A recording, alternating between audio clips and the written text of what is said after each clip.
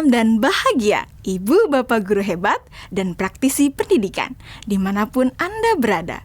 Kali ini, Ibu Bapak akan melihat contoh situasi pembelajaran di sebuah kelas tingkat sekolah dasar yang menerapkan pembelajaran berdiferensiasi. Mari kita saksikan bersama-sama.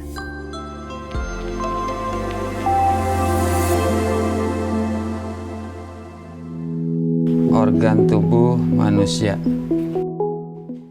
Minggu ini, Pak Kasim ingin mengajar sebuah materi tentang cara kerja salah satu sistem organ tubuh manusia, yaitu sistem pencernaan.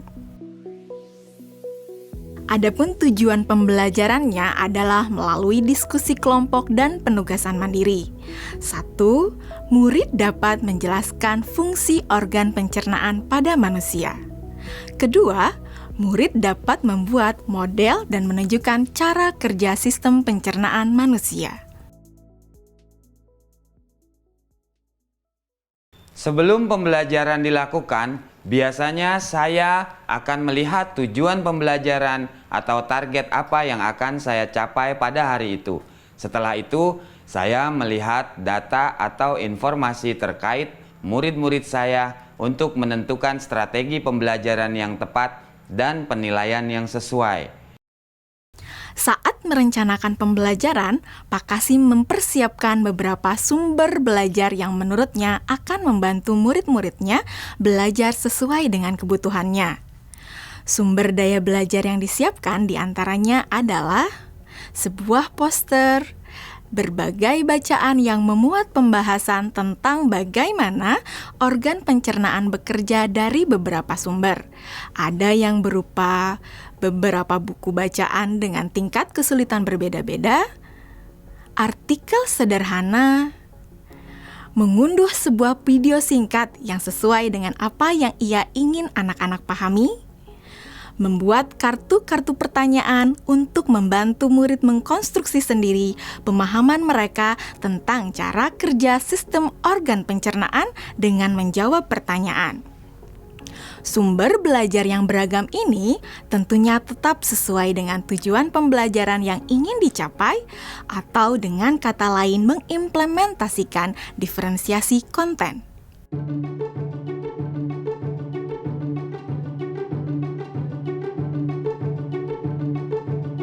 Setelah semua sumber materi yang beragam disiapkan, saya mempersiapkan daftar kegiatan lengkap dengan instruksinya. Misalnya, membaca buku atau artikel dan lain sebagainya, mengamati poster, mendiskusikannya, dan kemudian membuat ringkasan untuk menunjukkan pemahaman tentang isi poster tersebut.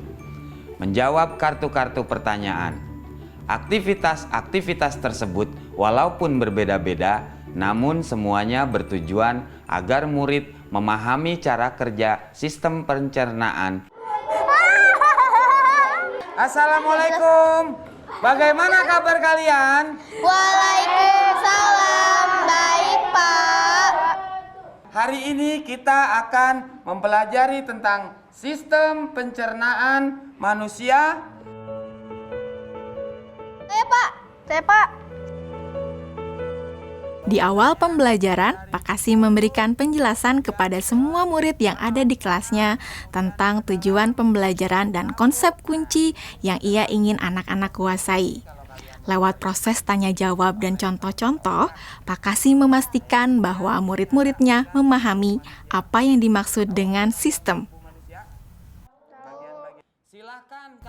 Pak Kasim meminta murid-murid bekerja dalam kelompok. Untuk penugasan kali ini, Pak Kasim telah mengelompokkan murid berdasarkan tingkat kemampuan murid membaca. Hal ini karena tugas pertama yang harus dilakukan oleh setiap kelompok adalah membaca materi bacaan terlebih dulu. Teks yang dibaca tiap kelompok sesuai dengan kemampuan membaca mereka. Selama proses murid melakukan kegiatan, saya mengobservasi dan memantau pemahaman murid-murid.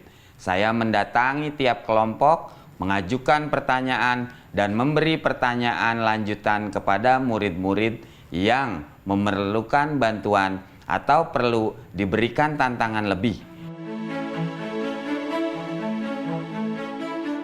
Saya juga membuat catatan-catatan penilaian selama proses ini.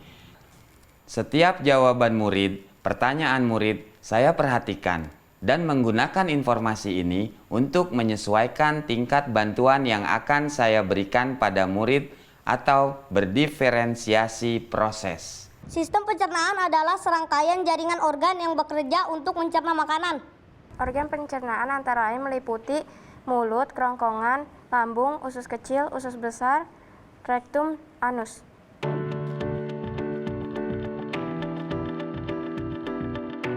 Sekarang silakan membuat model yang menunjukkan sistem kerja pencernaan manusia secara mandiri. Selama proses murid-murid membuat model sistem pencernaan, Pak Kasim berkeliling melihat pekerjaan murid untuk mengetahui sejauh mana pemahaman murid.